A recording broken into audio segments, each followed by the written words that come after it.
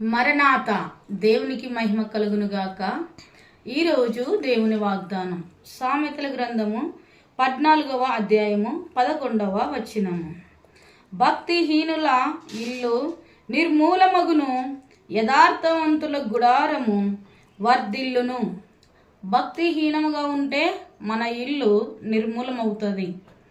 మరి యథార్థవంతులుగా భక్తి కలిగి మనం ఉన్నట్లయితే మన ఇల్లు, మన గుడారము, మన సంసార జీవితము మరి వర్ధిల్లుతుంది. కాబట్టి మనం ఏం చేసినా, ఎక్కడ నివసించినా, ఏమి మాట్లాడినా యథార్థంగా మనం జీవించాలి. అప్పుడు దేవుడు మనల్ని దీవిస్తాడు. ఇటు కృపను దేవుడు మనకు దయచేయనుగాక. కళ్ళు మూసుకుందాం, చిన్న ప్రార్థన చేసుకుందాం. దయగలిగిన తండ్రి, కృప కలిగిన యేసయ్యానికి వందనములు.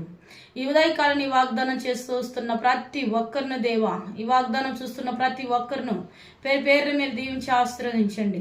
అయా భక్తిహీనంగా కాకుండా భక్తి పరులుగా యథార్థవంతులుగా ఉండి ప్రభా వర్ధిల్ల ధన్యతను మా అందరిని మీరు దయచేసి మహిమ పొందుమని యేసు నామమున ప్రార్థిస్తుంటున్నాం పరమ తండ్రి.